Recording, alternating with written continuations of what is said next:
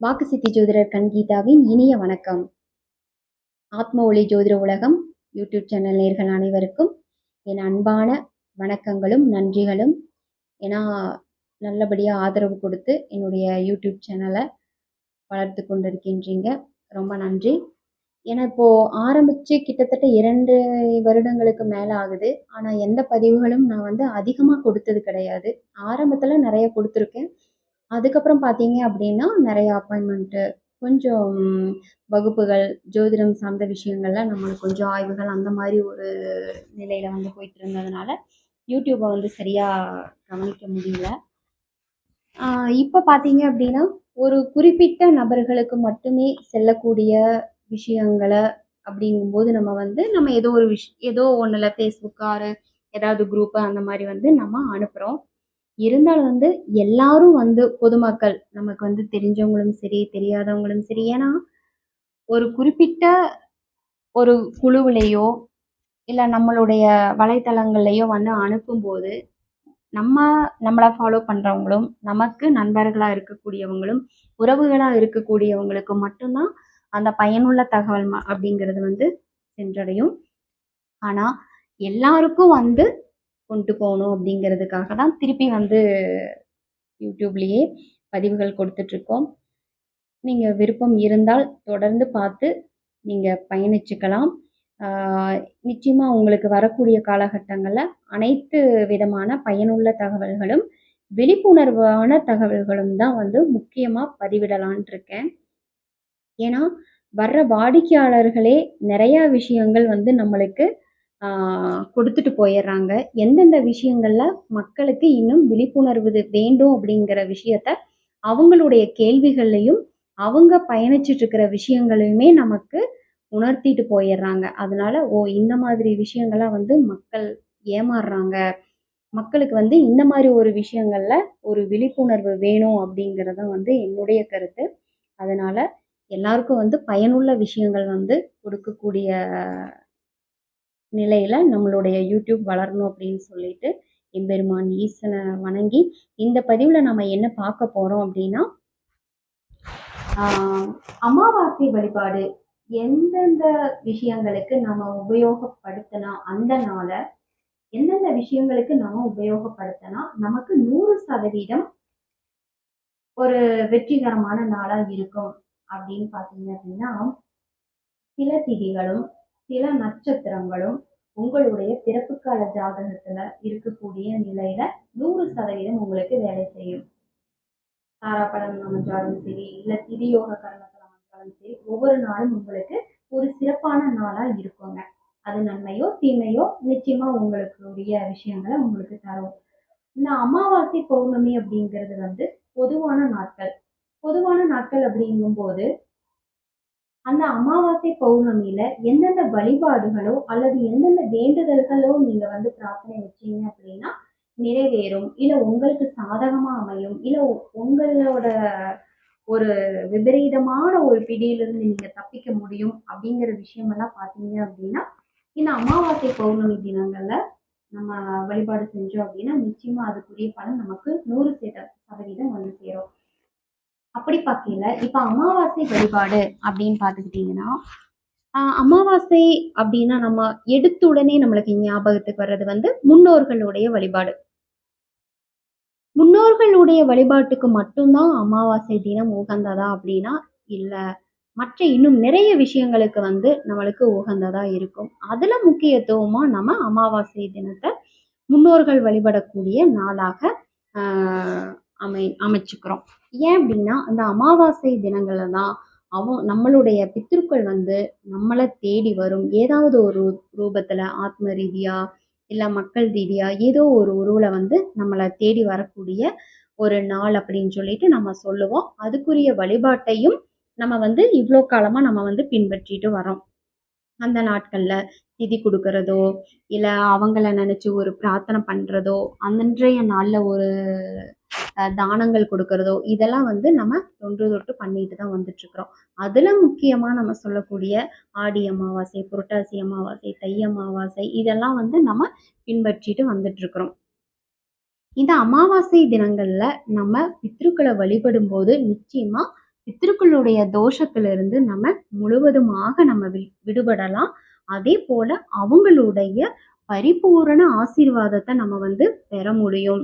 தாமும் சரி, தங்களுடைய சந்ததிகளும் சரி, நம்ம இறைவன், அடுத்து நம்மளுடைய மற்றவர்கள் என்னதான் நம்மளுக்கு ஆசீர்வாதம் கொடுத்தாலும் கூட, நமக்கு வந்து நம்மளுடைய முன்னோர்களினுடைய ஆசீர்வாதம் அப்படிங்கிறது வந்து நமக்கு வேணும். அப்படி இருந்தா மட்டும் தான் நம்மளுடைய அடுத்தடுத்த சந்ததிகள் வந்து ஒரு சிறப்பான நிலையில வளர முடியும்.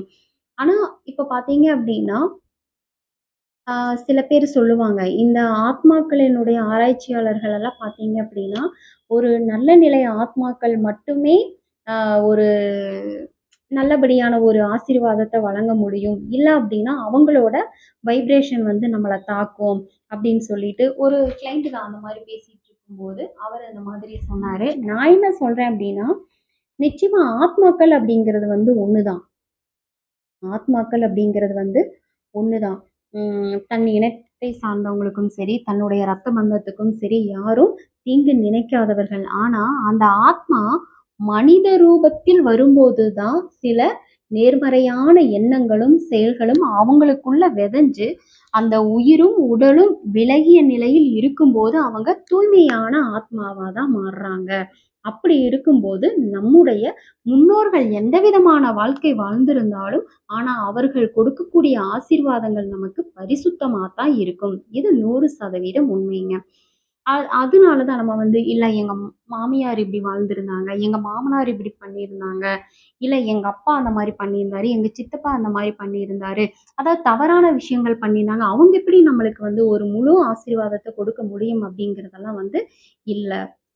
நான் சொன்ன மாரி, அந்த மனித ரூபத்துல வந்திருக்கக்கூடிய ஒரு எதிர்மறையான எண்ணங்கள் தான் வந்து ஒரு அசம்பாவிதமா நம்மளுக்கு வந்து பிரதிபலிக்குமே தவிர, அவங்க ஆத்மாக்கள் ஆன பின்னாடி நிச்சயமா தூய்மையான ஆத்மாவா நம்மளுடைய ரத்தம், நம்மளுடைய இனம், இவங்க எல்லாரும் வந்து நம்மளுடைய சந்ததி எல்லாமே நல்ல விதமா இருக்கணும் அப்படின்னு சொல்லிட்டு தான் நம்மள ஆசீர்வதிப்பாங்க.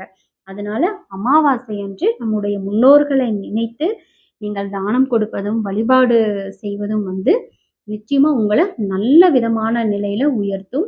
எந்த ஒரு தீவினையான ஒரு சக்தியும் உங்கள அண்ட விடாம அவங்க உங்களோட பாதுகாப்பாவே இருப்பாங்க. இது ஊர்ஜிதமான உண்மை. ஓகேங்களா? இவ்ளோ நாள் நீங்க வந்து அந்த முன்னோர்களுடைய வழிபாடு அப்படிங்கிறது வந்து செய்யாமல் இருந்தாலும் கூட, வருகின்ற அமாவாசையிலிருந்து அவங்கள மனதார பிரார்த்தனை செஞ்சு வழிபாடு பண்ணிக்கோங்க.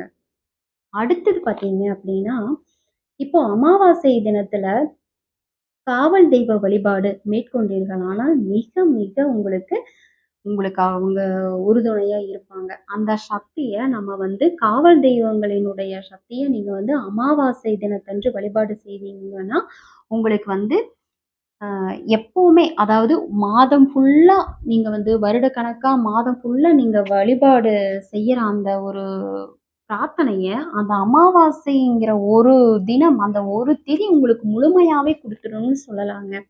அமாவாசை தினத்துக்கு அவ்ளோ மகிமை இருக்கு. காவல் தெய்வத்தினுடைய அனுகிரகம் உங்களுக்கு வேண்டும் அப்படின்னா, நிச்சயமா நீங்க அமாவாசை தினத்த தான் மேற்கொள்ளணும். இப்போ நம்ம வந்து ஒரு பரிகாரமே சொல்றோங்க. நெறைய பேர் வந்து இப்போ செய்வினை தொல்லையில மாட்டியிருப்பாங்க. ஒரு திஷ்டி சம்மந்தமான விஷயங்கள்ல மாட்டியிருப்பாங்க. இப்போ ஒரு வீட்ல பார்த்தீங்க அப்படின்னா, சகலா ஒரு அ எப்பவுமே ஒரு நோய் நொடி பிரச்சனை இருந்துகிட்டே இருக்கும். ஒருத்தங்களுக்கு மாத்தி இன்னொருத்தர், ஒருத்தங்களுக்கு மாத்தி இன்னொருத்தங்க அப்படிங்கிற மாதிரி வீட்ல எப்பவுமே ஒரு ஆள் படுத்துக்கிட்டே இருப்பாங்க. அந்த மாதிரியெல்லாம் வந்து நெறையா வாடிக்கையாளர்கள நம்ம பார்த்துருக்கோம். அப்படி இருக்கும்போது பார்த்தீங்க அப்படின்னா, இந்த அமாவாசை தினத்தன்று அந்த வழிபாடு நம்ம சொல்லக்கூடிய அந்த பரிகார வழிபாட நம்ம மேற்கொண்டோம் அப்படின்னா, நிச்சயமா உங்களுக்கு எந்த ஒரு பிரச்சனையும் வந்து நிவர்த்தியாகும். மெயினா வந்து இந்த தொடர்ந்து கொண்டிருக்கும் எந்த ஒரு எதிர்மறையான விஷயங்கள், நோய் நொடி பிரச்சனையாகட்டும், எதிரிகள் பிரச்சனையாகட்டும், இல்ல கடன் தொல்லைகளாகட்டும், இது எல்லாமே வந்து நீங்கணும். நம்மள விட்டுட்டு போகணும் அப்படின்னு நினைச்சீங்க அப்படின்னா, அமாவாசை வழிபாடு தான் உகந்தது. நிச்சயமா ஒரு ஒரு 5 அமாவாசை, இல்ல 9 அமாவாசை நீங்க வழிபாடு பண்ணிக்கிட்டு இருந்தாவே, அதிலேயும் உங்களுக்கு மாற்றங்கள் தெரியும். நம்ம வந்து சில நபர்களுக்கு வந்து ரொம்ப அதிகம் அது வந்து ஒவ்வொரு ஜாதகத்துக்கு தகுந்த மாரியும், தசாபுத்திகளுக்கு தகுந்த மாரி அந்த வழிபாட்டு முறைகள் வேணா மாறும். இப்போ சில பேத்துக்கு நம்ம சொல்லுவோம். இப்ப கேதுவினால் ஒருத்தங்க வழிபாடு பண்ணணும். ஒருத்தங்களுக்கு கேது புத்தி நடந்துட்டு இருக்குது அப்டின்னா, அவங்கள நம்ம அதாவது ஒரு சின்ன ஒரு உதாரணம் சொல்றேன். ஒரு பூ வாங்கிட்டு போகணும். ஒரு கேது புத்தி அவங்களுக்கு நம்ம என்ன சொல்லுவோம்? கதம்பமா வாங்கிட்டு போங்க. எல்லா வண்ணமும் கலந்த மாரி இருக்கின்ற மாலைய கொண்டுட்டு போய் அந்த நாள்ல நீங்க அர்ப்பணிச்சுட்டு வாங்க. நிச்சயமா உங்களுடைய பிரார்த்தனை நிறைவேறும்னு சொல்லுவோம். இதே பார்த்தீங்க அப்டின்னா, ஒரு சுக்கிரன் வராரு அப்டின்னா, நிச்சயமா நீங்க நல்ல வாசனையுள்ள மலரா வாங்கிட்டு போங்க. ஒரு மல்லிகைப்பூ வாங்கிட்டு போங்க. இல்ல ஒரு செண்பக மாலை வாங்கிட்டு அந்த மாதிரி தான் நம்ம அந்த மாதிரி ஒரு அந்த புத்திகளுக்கும், தசாவுக்கும் தகுந்த மாரி அந்த பரிகார முறைகள் வேணாலும் மாறலாம். ஆனா வழிபாடுகள் அப்டிங்கிறது வந்து நீங்க ஏன்னா, இப்ப நம்ம சொல்லக்கூடிய விஷயங்கள், ஒரு சில விஷயங்கள் வந்து பொதுவான விஷயங்களா இருக்கும். நிச்சயமா அதுவும் உங்களுக்கு கிட்டத்தட்ட 75% வேலை செய்யும் அப்படின்னு சொல்லலாங்க. இந்த மாதிரி வந்து நீங்க அமாவாசை தினத்தன்று வழிபாடு பண்ணலாம். அடுத்தது பார்த்தீங்க அப்படின்னா, சில பேர் வந்து காவல் தெய்வங்கள உபாசனை தெய்வங்களா வச்சிருப்பாங்க.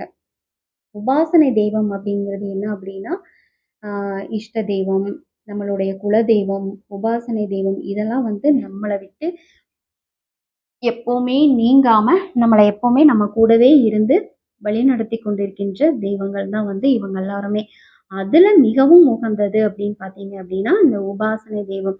உபாசனை தெய்வம்னா நம்மளுடைய ஜாதகத்துக்கு ஏற்ப, நம்மளுடைய ஆத்ம ரீதியா, மன ரீதியா ஒரு தெய்வத்த வந்து நிர்ணயிச்சு, அவங்கள எப்பவுமே நம்மளுடைய கட்டுப்பாட்டுக்குள்ளும், அவங்க கட்டுப்பாட்டுக்குள்ள நாமும் 2மே இதுல வந்து ஈக்குவல் ஆகணும்.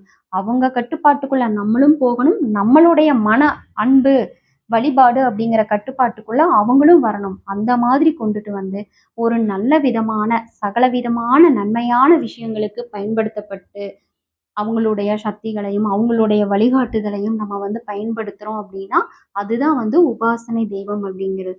இந்த உபாசனை தெய்வத்த மேற்கொள்றவங்க காவல் தெய்வங்களா இருந்தாங்க அப்படின்னா, நிச்சயமா அமாவாசை தினத்தன்று நீங்க வழிபாடு செஞ்சு அவங்கள உபாசனை மேற்கொண்டீங்க அப்படின்னா, நிச்சயமா அவங்களுடைய பரிபூரண அருளையும் நீங்க பெற முடியும். இந்த மாதிரி அமாவாசை தினங்கள்ல இன்னும் நிறைய சிறப்புகள் இருக்கு. அதில ஒரு குறிப்பிட்ட முக்கியமான சிறப்புகள் அப்படின்னா இதுதான். அதனால ஒவ்வொரு அமாவாசையும் வந்து நீங்க வந்து அந்த வழிபாடு ஏதாவது ஒரு காவல் தெய்வத்த வந்து புடிச்சுக்கோங்க. முனீஸ்வரர் இருக்காரு, காளியம்மன் இருக்கிறாங்க, கருப்பராயன் இருக்கிறாங்க, சப்தகன்னிமார்கள் இருக்கிறாங்க. இவங்க எல்லாருமே வந்து ஒவ்வொரு ஊர் எல்லையிலும் இருந்து காக்கக்கூடிய அந்த காவல் தெய்வங்கள். இன்னும் நிறைய தெய்வங்கள் இருக்கு. அதனால உங்களுக்கு எங்க அருகாமையில் இருந்து எளிதா நீங்க வந்து போயிட்டு வரக்கூடிய தூரத்தில் இருக்கக்கூடிய தெய்வத்த நீங்க வந்து ஆரம்பிச்சு தொடர்ந்து நீங்க வந்து வழிபாடு பண்ணிக்கிட்டு இருந்தீங்க அப்படின்னா, நிச்சயமா இந்த அமாவாசை வழிபாடு அப்படிங்கிறது வந்து உங்களுக்கு உகந்ததா இருக்கும். நன்றி.